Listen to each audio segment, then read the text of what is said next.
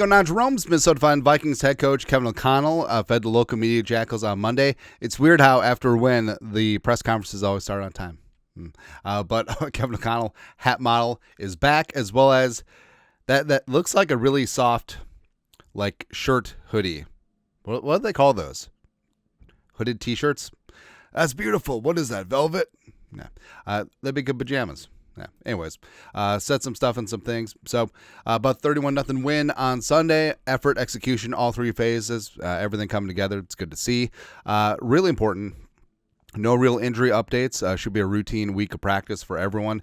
So Darisaw and Donovan Jackson, both banged up playing through injury.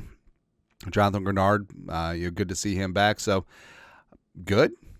Real good. Yeah. Also, talk about Harrison Smith and his post-game comments about his joy and love for football, and just nothing but respect for him. 22 is one of Kevin O'Connell's all-time favorite people, not just players, but people. And you talked about how he's learned a lot from Harrison Smith, just about the game, just about life and everything. And also, even though the season has been rough, talking about just the joy of playing in front of U.S. Bank Stadium fans, because that's the thing that players don't want to say don't appreciate, but don't understand in the moment. As the NFL is the speeding train that they're just trying to stay up with. But Harrison, towards the end of his career, looking back, like, you're gonna miss the crowd, you're gonna miss the adulation, you're gonna miss the making a big time play and just hearing the roar of the entire stadium. It's just those things you don't get back. All right, and Harrison's savoring every moment of it, man. Also, talk about J.J. McCarthy, decisive, accurate with throws, timing, confident, and everything just looked good. Also, talked about how picking up the sticks with his legs when the Vikings were in third and long situations. Something that we've been complaining about for a while. And also, he pushed back on the whole simplification of the offense thing, which I understand you could say something is simple, but once you get off your first read, once you don't get the look that you're planning on, once you get behind the sticks down and distance-wise, like, things change. But overall, the Vikings were able to really stack up some good plays. And also, like, if a team is playing two deep safeties, trying to take away the explosive plays, like, you have to be efficient and you have to keep up with the sticks. So you're not facing third and forever, which is a low percentage spot.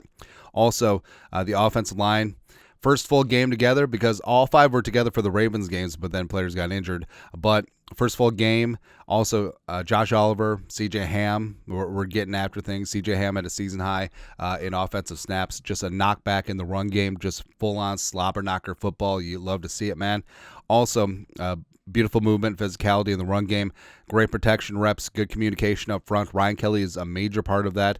And also Donovan. Apparently Donovan Jackson's called Donnie, which I don't know. But Donovan Jackson, it's for real. I talked about how he is playing through an ankle injury that would sideline some players for 2 to 3 weeks. So, tough-ass dude, man. And also the fact that he played in the Bengals game with that wrist injury that needed surgery afterwards.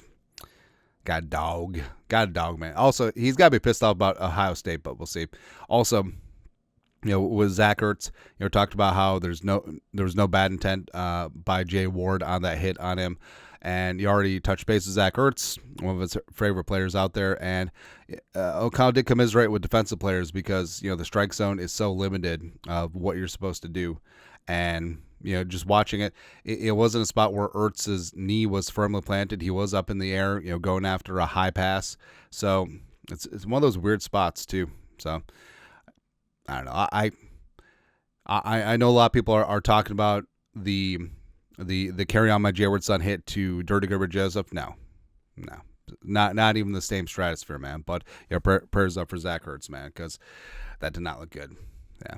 Also, a lot of love for Andrew Van Ginkel. Just the processing speed, the recall, the understanding of predicting like when screens are coming. That comes down to film work. That comes down to retention. That comes down to seeing things in slow motion for me. That's what AVG does, man. And glad to see him get on the Ginked board. Could he use a couple more of these? We'll certainly use a couple more the rest of the year. Also, with Jefferson, I know the media's talking about, oh, Jefferson's at 15 yards the last 2 games. He should demand a trade. Oh, he's sitting on the Gatorade bottles and blah blah blah.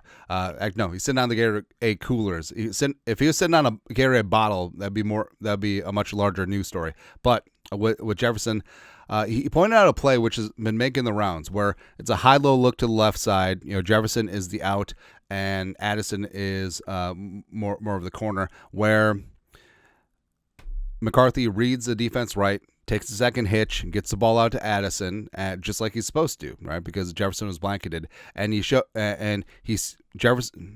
It shows Jefferson looking at Addison, looking at JJ McCarthy, clapping's like, you made the right read, which you can't fake that, and some wide receivers will be mad that they didn't get the ball or they're not getting the ball.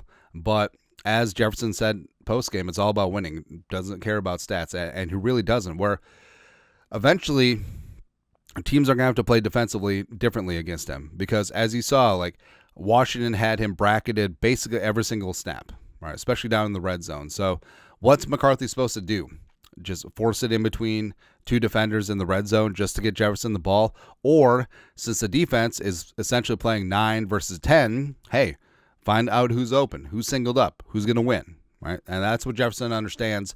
And I know people are going to the illogical extremes, like, oh, they can put up 31 points without Jefferson doing it. No, Jefferson is one of the reasons why you're getting so many open looks, why Addison has a chance to drop touchdowns, why Josh Oliver and TJ Hawkinson are getting the end zone. It's a major part of it, man. Also, in terms of the 12 men penalties, so Washington is a bit of a habitual line steppers, and Cliff Kingsbury bringing that Texas Tech collegiate stuff where they don't really huddle. They sort of muddle huddle, and they're very sly with substitutions.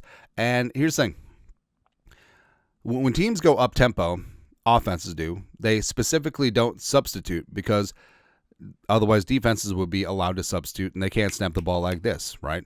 So the fact you're muddle huddling and you're substituting, like when you can sub, we can sub, right? So that's why there was some miscommunications, some sort of players straggling off the field. Also, there's some injuries, so some players not in their normal spots, not in the normal rotations was in there as well. But it is what it is, and you could say that's Washington being cheap. It's a part of the strategy, sure, but yeah. Anyways, that's it.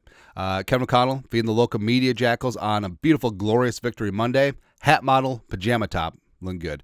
Let us know, comment section, you guys are the best to do. Skol, production value.